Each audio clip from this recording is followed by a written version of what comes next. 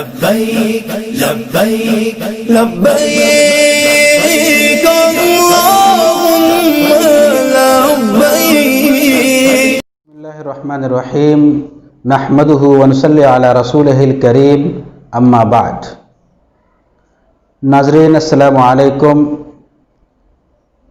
صفا on line کے خاص سلسلہ تفہیم-e-شریعت میں آپ سے مخاطب ہوں۔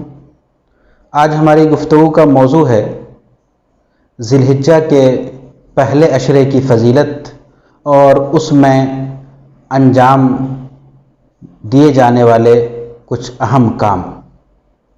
ناظرین، آج کی گفتگو میں ہم بات کریں گے کہ کیا ذی الحجہ کے پہلے عشرہ یعنی جو پہلے 10 دن ہیں اس کی کچھ خاص فضیلت ہے شریعت میں یا نہیں، اور یہ کہ ان 10 دنوں کے لیے کچھ خاص ہدایات ہیں، رسول اللہ صلی اللہ علیہ وسلم نے اس کے بارے میں کیا فرمایا ہے، اس پہ آج ہم بات کریں گے۔ ناظرین، ذی الحجہ کی اہمیت عام طور پہ مسلمانوں کے ذہنوں میں ہے، لیکن یہ اہمیت بقرعید یعنی قربانی کی وجہ سے ہے اور حج کی وجہ سے ہے۔ لیکن ان دونوں کے علاوہ بھی ذی الحجہ کے پہلے عشرہ یعنی 10 دنوں کی شریعت میں بڑی اہمیت وارد ہوئی ہے۔ قرآن اور احادیث میں ان 10 دنوں کا خاص طور پر ہمیں تذکرہ ملتا ہے۔ قرآن کریم میں 2 جگہوں پہ ان 10 دنوں کا ذکر ہے۔ سورہ حج میں ایک تفصیلی آیت ہے جہاں پہ اللہ تعالیٰ نے حج کے بارے میں فرمایا، اعوذ باللہ من الشیطان الرجیم، بسم اللہ الرحمن الرحیم، وَأَذِّنْ فِي النَّاسِ بِالْحَجِّ يَأْتُوكَ رِجَالًا، اور آگے ہے وَيَذْكُرُوا اسْمَ اللَّهِ فِي أَيَّامٍ مَّعْدُودَاتٍ۔ مفسرین کی رائے یہ ہے، اور خاص طور پہ حضرت عبداللہ ابن عباس فرماتے ہیں کہ یہاں پہ ایام معدودات سے مراد ذی الحجہ کے 10 دن ہیں۔ اسی طرح سورہ فجر آیت نمبر 1 اور 2، بسم اللہ الرحمن الرحیم، والفجر ولیال عشر، اللہ تعالیٰ نے صبح کے وقت کی قسم کھائی ہے اور 10 راتوں کی قسم کھائی ہے۔ یہاں 10 راتوں سے مراد ذی الحجہ کے 10 دن ہیں۔ مفسر امام طبری اور دیگر لوگوں نے بھی اس کی وضاحت کی ہے کہ مراد 10 راتوں سے مراد یہ ذی الحجہ کے 10 ایام ہیں۔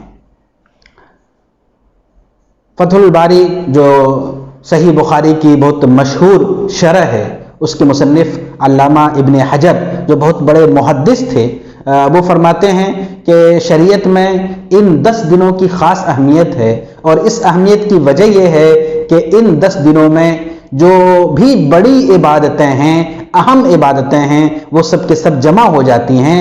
مثلا یہاں پہ نماز بھی ہے، روزہ بھی ہے، صدقہ بھی ہے، حج بھی ہے، قربانی بھی ہے، اور تمام اعمال بھی ہیں۔ تو ان سے یہ ثابت ہوتا ہے کہ ان 10 دنوں کی شریعت میں خاص اہمیت ہے۔ اب ہم آتے ہیں کہ کیا ان 10 دنوں کے لیے کچھ خاص باتیں کی گئی ہیں؟ جی ہاں ناظرین، احادیث میں جہاں پہ ان 10 دنوں کا تذکرہ ہے، اس کی فضیلت کا ذکر ہے، وہیں آپ صلی اللہ علیہ وسلم نے مختلف ہدایات بھی دی ہیں، اور یہ واضح رہے کہ قربانی اور حج ان دونوں کی بڑی فضیلت ہے، لیکن ان دونوں کے علاوہ باقی اور کئی چیزیں ہیں جن کے بارے میں رسول مقبول صلی اللہ علیہ وسلم نے ہم امت مسلمہ کی رہنمائی فرمائی اور لوگوں کو آپ نے ترغیب دی کچھ خاص کاموں کے لیے۔ تو آئیے دیکھتے ہیں کہ وہ کام کیا ہے۔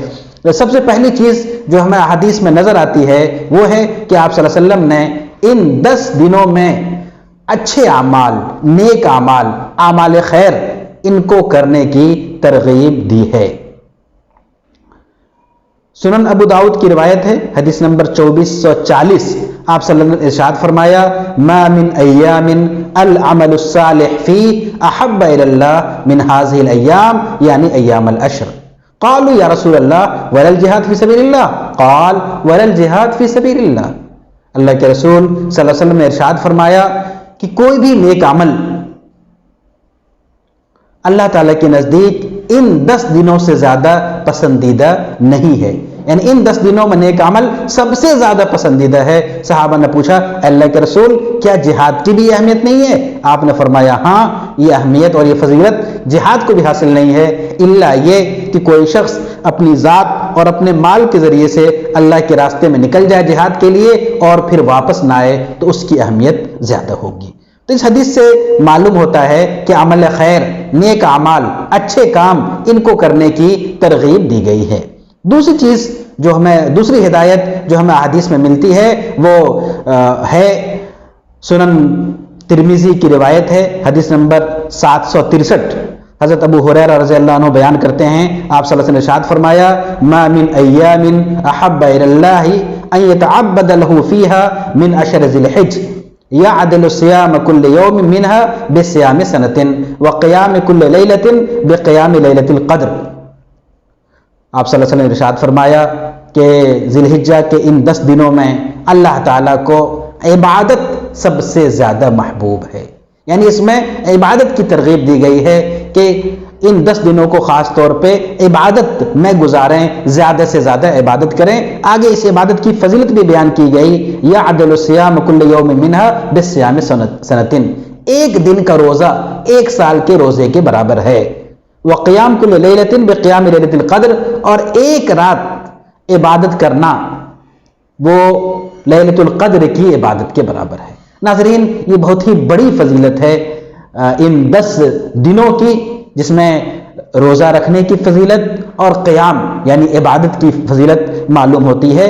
ظاہر سی بات ہے، عبادت میں جہاں فرائض کی پابندی تو ہے ہی، نوافل کی کثرت، تلاوت قرآن کریم، توبہ و استغفار، دعائیں، یہ سب خاص عبادتیں ہیں، تو ان سب کی فضیلت یہاں پہ معلوم ہوتی ہے۔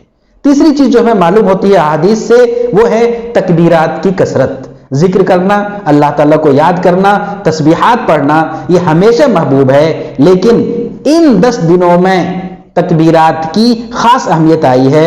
حضرت عبداللہ ابن عمر بیان کرتے ہیں کہ آپ صلی اللہ علیہ وسلم نے ارشاد فرمایا، ما من ایام اعظم عند اللہ ولا احب الیہ من العمل فیہن من هذه الایام العشر۔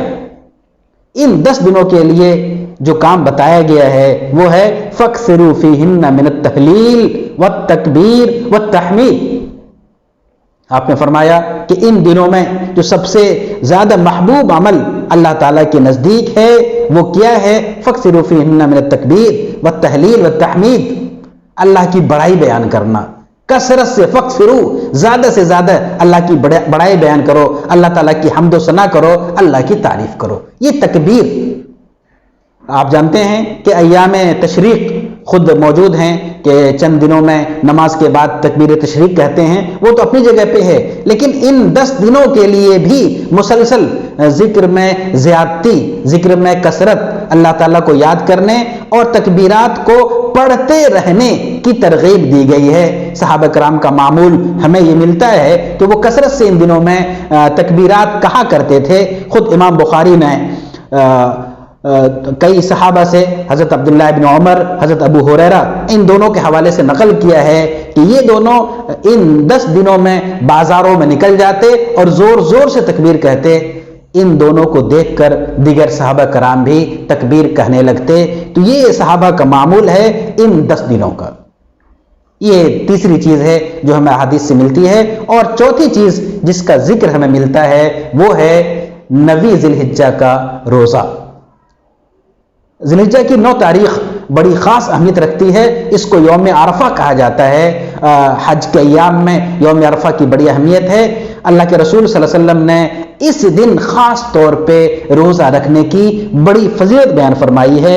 اللہ کے رسول صلی اللہ علیہ وسلم سے پوچھا گیا، سئل عن صوم یوم عرفہ قال، آپ صلی اللہ علیہ وسلم نے فرمایا، یکفر السنہ الماضیہ والباقیہ، پورے 1 سال جو گزر چکا اور 1 سال جو آئندہ آنے والا ہے، ان دونوں کے لیے یہ ایک روزہ کفارے کا کام کرتا ہے۔ یعنی ان 2 سالوں میں، پچھلا سال اور آئندہ سال، اس میں جو بھی گناہ ہوں گے اللہ تعالیٰ اس روزے کے ذریعے سے معاف فرما دیں گے۔ یہ کفارہ ہے۔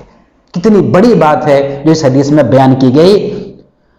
سنن ابو داؤد حدیث نمبر 2439، اس میں خود آپ صلی اللہ علیہ وسلم کا معمول نقل کیا گیا ہے کہ آپ صلی اللہ علیہ وسلم ذی الحجہ کی 9 تاریخ کو روزہ رکھا کرتے تھے۔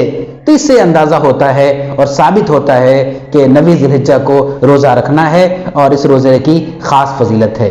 تو ناظرین یہ چاروں چیزیں ہیں جس میں عمل صالح، عبادت کی کثرت، تکبیرات اور پھر روزہ، یہ چار چیزیں ہیں جس کی ترغیب احادیث میں دی گئی ہے۔ صحیح ستہ کی احادیث جو ہم نے آپ کے سامنے پیش کی، ان میں ان چاروں چیزوں کی ترغیب دی گئی ہے۔ اور یہ چاروں چیزیں اگر آپ کہیں تو ایک چیز میں جو پہلی ہم نے حدیث پیش کی ہے اس میں جمع ہو جاتی ہے، اور وہ ہے عمل صالح۔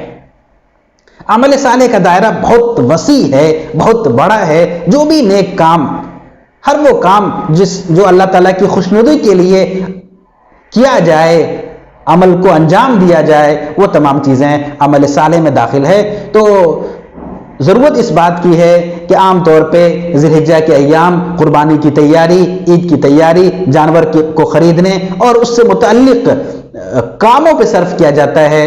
ہمیں ان احادیث کی روشنی میں یہ سبق ملتا ہے کہ ان 10 دنوں کو ہم اپنے وقت کو زیادہ سے زیادہ عبادت میں خرچ کریں، ذکر الہی میں خرچ کریں، نوافل کی کثرت میں خرچ کریں، تلاوت قرآن ہو، اور پھر وہ تمام نیک کام، اچھے کام جو ہم عموماً نہیں کر پاتے سال بھر، ہم ایسے کاموں کو تلاش کر کے ان 10 دنوں میں کریں، کیونکہ ان 10 دنوں میں اچھے کام کی ترغیب دی گئی ہے۔ یعنی ایک اسپیشل ہے یہ نیک عمل، ہمیشہ محبوب ہے، ہمیشہ اس کا ثواب ہے، لیکن جب ان 10 دنوں میں خاص طور پہ رسول اللہ صلی اللہ علیہ وسلم نے امت کو ترغیب دی کہ نیک عمل کیے جائیں، اچھے عمل کیے جائیں، تو ہماری ذمہ داری یہ ہے کہ ان 10 دنوں میں زیادہ سے زیادہ ہم نیک عمل کرنے کی کوشش کریں۔